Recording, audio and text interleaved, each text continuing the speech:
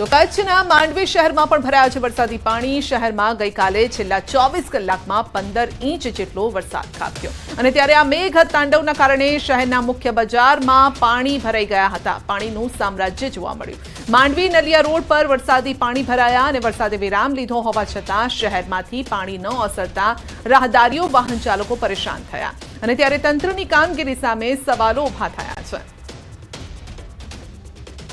છેલ્લા કેટલાક સમયથી ગુજરાતમાં પડેલા વરસાદના કારણે કચ્છ અને સૌરાષ્ટ્રને જે છે તે વરસાદે ગમરોળ્યો હતો અને હવે ક્યાંક ને ક્યાંક કચ્છના માંડવી વિસ્તારમાં જે છે તે પાણી ધીરે ધીરે ઓસરી રહ્યા છે, પરંતુ હજુ પણ માંડવીના કેટલાક વિસ્તારો જે છે કે તે પાણીમાં ગરકાવ છે, વરસાદી પાણીમાં ગરકાવ છે અને આપ આ જે મુખ્ય રસ્તો જે જોઈ રહ્યા છો આ એ રસ્તો જે છે તે નલિયા તરફ જતો આ રસ્તો છે માંડવીથી અને મુખ્ય બજાર જે છે માંડવીનું કે હજુ પણ પાણીમાં ગરકાવ જોવા મળી રહ્યું છે। જો કે વરસાદે અત્યારે વિરામ લીધો છે। છેલ્લા સવારથી વાત કરીએ તો વરસાદનો વિરામ છે અને તેના કારણે પાણી ધીરે ધીરે ઓસરી રહ્યા છે, પરંતુ હજુ કેટલીક સોસાયટીઓ એવી પણ છે કે જે પાણીમાં ગરકાવ છે।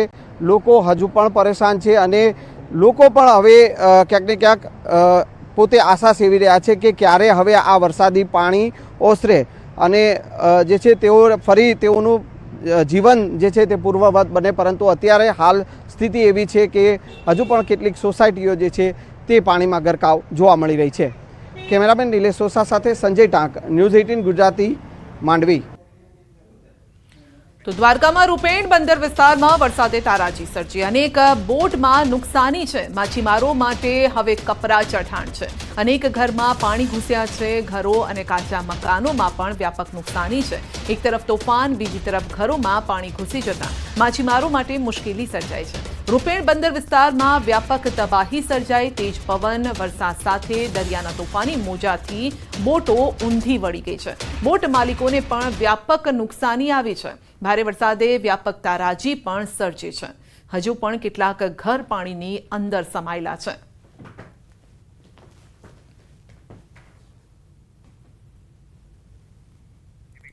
તો ખંભાળિયા પંથકમાં છેલ્લા 4 દિવસમાં ધોધમાર વરસાદના કારણે વ્યાપક તારાજી સર્જાઈ છે। ભારે વરસાદના કારણે ઘી નદીમાંથી પસાર થતી પાઇપલાઇનમાં ભંગાણ થયું છે। 3 દિવસથી પીવાના પાણીનું વિતરણ પણ ઠપ છે, જેના કારણે આ વિસ્તારના લોકો હાલાકી ભોગવી રહ્યા છે।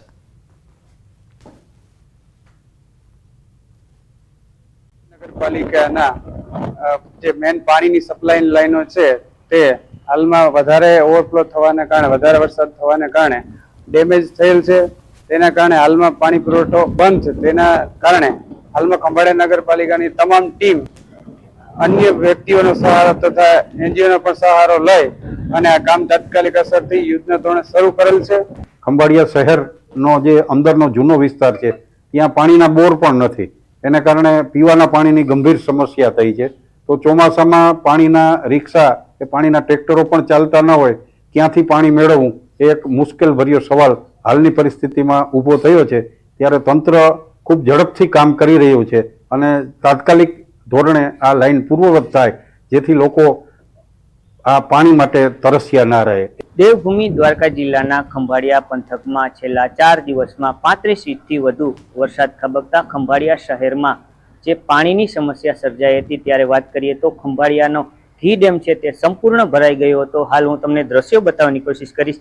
ઘી ડેમ સંપૂર્ણ ભરાઈ જવાના કારણે ઘી ડેમ ભયજનક સપાટીએ ઓવરફ્લો થયો હતો, ત્યારે ઘી ડેમના પાણી છે તે ઘી નદીમાં વહ્યા હતા। ત્યારે એ નદીમાં ખંભાળિયા શહેરને પીવાનું પાણી પૂરી પાડતી જે પાઇપલાઇન છે તે પાઇપલાઇન સંપૂર્ણપણે તૂટી ગઈ હતી। ત્યારે આપ દ્રશ્યોમાં પણ જોઈ શકો છો, પાઇપલાઇનના જે કટકા થઈ ગયા હતા તે કટકા રિપેરિંગ કરવાની નગરપાલિકા દ્વારા કામગીરી હાથ ધરવામાં આવી રહી છે। પાણીની પાઇપલાઇનમાં ભંગાણ થવાના કારણે છેલ્લા 3 થી 4 દિવસથી ખંભાળિયા શહેરને પાણી ન મળતું હોય, ત્યારે હાલ નગરપાલિકા દ્વારા યુદ્ધના ધોરણે પાણી મળે તેવા પ્રયત્નો હાથ ધરવામાં આવી રહ્યા છે।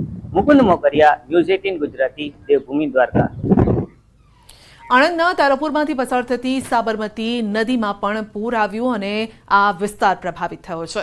લોકોએ પણ હાલાકી ભોગવવાનો વારો આવ્યો છે। કોંગ્રેસ નેતા અમિત ચાવડા, કોંગ્રેસ નેતાએ પાણીથી પ્રભાવિત મિલરામપુરા, રેંજા, ચાંગાડા કાનાવાડા ગામના લોકોની વેદના જાણવાનો પ્રયાસ કર્યો. અમિત ચાવડા તારાપુરના પૂર પ્રભાવિત લોકો માટે અને ખેડૂતોને પાક નુકસાનીની સહાય સરકાર આપે તે પ્રકારની રજૂઆત પણ કરશે. આ ઉપરથી પાણી 22 ઇંચ પડ્યું છે. ડાંગરમાં અમારો પાક જતો રહ્યો છે. સરકારને એટલી અમે અપીલ કરવી છે કે થોડી સહાય કરે. અત્યારે ડાંગરમાં ખર્ચો કર્યો, અમે રોપાયું, બધું કર્યું, ખાતાના હપ્તા આલી દીધા. અત્યારે સરકારે ઉપર સાબરમતીથી એટલું પાણી છોડ્યું છે કે મારો પાક જતો રહ્યો છે. સ્થળાંતર કરવું પડ્યું છે, પોતાના ઘર બહાર છોડવા પડ્યા છે, અનેક ઘરોમાં પાણી ઘૂસી ગયા છે, ઘર વકરીને ઘરને નુકસાન થયું છે. ત્યારે તમામ પરિવારોને તાત્કાલિક કેશડોલ ચૂકવવામાં આવે અને જે પણ ઘર વકરીને નુકસાન થયું છે ઘર વકરીની સહાય પણ ચૂકવવામાં આવે. તો આણંદના તારાપુરમાં સાબરમતી નદીએ વિનાશ વેર્યો છે. અહીંયાથી પસાર થતી નદી ગામમાં ઘૂસી ગઈ છે. ખેતરોમાં પાણી ફરી વળ્યા છે, જેના કારણે ખેતરો અત્યારે જળબંબાકારની સ્થિતિમાં છે. અમિત ચાવડાએ આ વિસ્તારની મુલાકાત લીધી હતી. ખેડૂતોને બાંહેધરી આપવામાં આવી છે કે તેઓ સરકાર સમક્ષ રજૂઆત કરશે કે નુકસાનીનો સર્વે કરી તેમને વળતર ચૂકવવામાં આવે. ભરૂચના જંબુસરની ઢાઢર નદીએ ભયજનક સપાટી વટાવી છે. બે કાંઠે વહેતી ઢાઢર નદીએ પાણી જે છે નદીના પાણી તે ગામમાં પ્રવેશ્યા છે. ઢાઢર નદીનો આકાશી નજારો સામે આવ્યો. ચારે તરફ પાણી જ પાણી નજરે પડી રહ્યું છે. ખેતરો જળબંબાકાર થયા છે. પાણી ફરી વળતા ખેડૂતોના ખેતીના પાકને મોટું નુકસાન છે. તો જ્યાં નજર કરો ત્યાં બસ પાણી જ જોવા મળશે. તો અનેક વિસ્તારો પાણીની અંદર ગરકાવ છે. ઢાઢર નદીના પાણી ગામડાઓમાં ઘૂસી ગયા છે. તો ભરૂચના આ દ્રશ્યો આપ જોઈ શકો છો.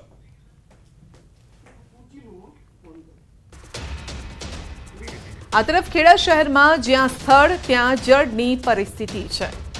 તો આકાશી નજારો ખેડાનો સામે આવ્યો છે. ખેડા 4 દિવસથી પાણીની અંદર છે. ન્યૂઝ 18 ગુજરાતી પર એક્સક્લુઝિવ આ આકાશી દ્રશ્ય જોઈ રહ્યા છો. ખેડા શહેરમાં શેઢી નદીના પાણી ફરી વળ્યા છે અને જળબંબાકારની જે સ્થિતિ થઈ છે તેનાથી લોકોના ઘરને નુકસાન પહોંચ્યું છે, ખેતીને નુકસાન પહોંચ્યું છે. ઘર વખરી પણ પાણીની અંદર જ જોવા મળી રહી છે.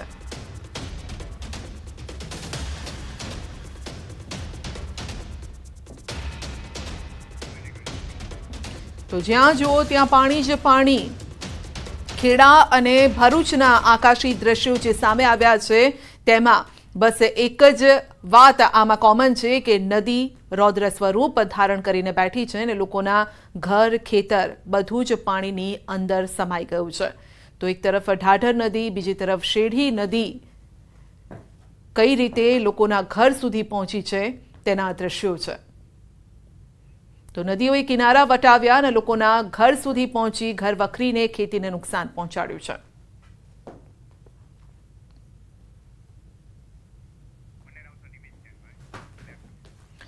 આ તરફ વડોદરામાં પૂર દરમિયાન chief fire officer Parth Brahmbhatt રહ્યા નિષ્ક્રિય. જી હા, તેવા આક્ષેપ લાગી રહ્યા છે. Incharge chief fire officer Parth બ્રહ્મભટ્ટે ધારાસભ્યોના પણ ફોન ન ઉઠાવ્યા. ચીફ ફાયર ઓફિસર ધારાસભ્ય યોગેશ પટેલ, મનીષા વકીલ અને ચૈતન્ય દેસાઈના ફોન ન ઉઠાવ્યા.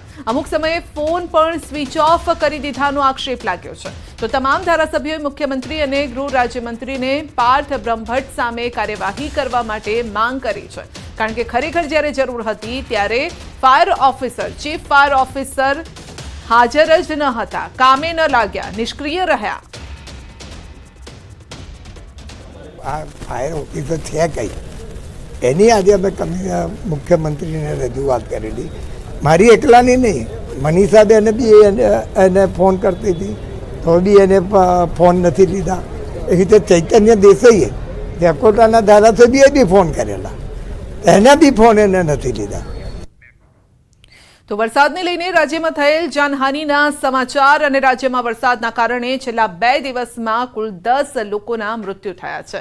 ભરૂચ જિલ્લાના આમોદ તાલુકામાં નદીના પ્રવાહમાં ડૂબી જવાથી એક વ્યક્તિનું મોત થયું છે. તો જામનગર શહેરમાં વરસાદી પાણીના પ્રવાહમાં તણાઈ જવાથી 2 લોકોના મોત થયા છે. ગઈકાલે રાજ્યના અલગ અલગ વિસ્તારમાંથી કુલ 584 વ્યક્તિઓનું રેસ્ક્યુ હાથ ધરવામાં આવ્યું. આ તરફ 8,707 લોકોનું સ્થળાંતર કરાયું છે. તો હાલ રાજ્યમાં કુલ 17 એનડીઆરએફની ટીમ, 27 એસડીઆરએફની ટીમ તેમજ આર્મીની 9 ટીમો તૈનાત કરાયેલી છે અને સતત તેઓ કામે લાગેલી છે. તો રાજ્યમાં મોતનો આંકડો, આ સાથે જ લોકો જે ફસાયેલા હતા તેમને સ્થળાંતર કરવામાં આવ્યું છે તે આંકડા પણ સામે આવ્યા છે. ગાંધીનગરથી જે કંટ્રોલ ટીમ છે તે સતત નજર રાખી રહી છે. તો રાજ્યનો જ્યાં પણ ખાના ખરાબી છે તેનો રેકોર્ડ રાખવામાં આવી રહ્યો છે. તો 800થી વધુ રસ્તાઓ અત્યારે ખસ્તા થઈ ગયા છે. તો સ્ટેટ હાઈવે પણ કેટલાક હજુ બંધ છે અને પંચાયતના માર્ગો પણ બંધ છે કારણ કે રસ્તા પર પાણીનો પહેરો છે. જામનગર શહેર તેમજ ગ્રામ્ય પંથકોમાં છેલ્લા 5 દિવસથી મેઘરાજા મન મૂકીને વરસી રહ્યા છે.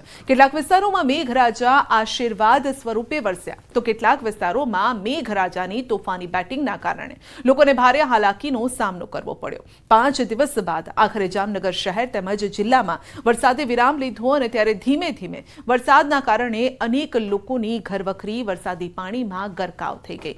નુકસાન પણ પહોંચ્યું છે. બીજી તરફ જામનગર શહેરના પંડિત નહેરુ માર્ગ પર આવેલ મોડર્ન માર્કેટના સેલારમાં રહેલી અંદાજિત 65 જેટલી દુકાનો હજુ પણ પાણીની અંદર ગરકાવ છે.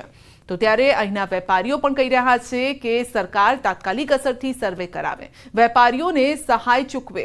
વરસાદ રહ્યા બાદ હજુ પણ મનપાના એક પણ કર્મચારી પાણીનો નિકાલ કરવા માટે નથી આવ્યા. જામનગર મનપાના ફાયર વિભાગ સિવાય કોઈ પણ અહીં આવ્યું નથી તે પ્રકારના આરોપ પણ લાગી રહ્યા છે. અત્યારે મોડર્ન માર્કેટમાં તમે જોઈ શકો છો કે છે ને ફૂલ પાણી આવી ગયું છે અને છે ને માણસોને ઘણું બધું નુકસાન થયું છે. માણસોને ઘણું બધું છે ને માલસામાન અને જાનહાની પણ ઘણી બધી થઈ છે ને માણસોને છે ને પૈસાનું એ ઘણું બધું નુકસાન થયું છે. મોડર્ન માર્કેટમાં છે ને કમર સુધી પાણી આવી ગયું છે અને માણસોના સામાન અને એ બધું પણ પાણીમાં તણાઈ ગયું છે. પછી મોડર્ન માર્કેટમાં અહીંયા જોઈ શકો છો કે કેટલી કીચડ ને કેટલી કીચડ થઈ ગઈ છે, કેટલું પાણી આવે છે.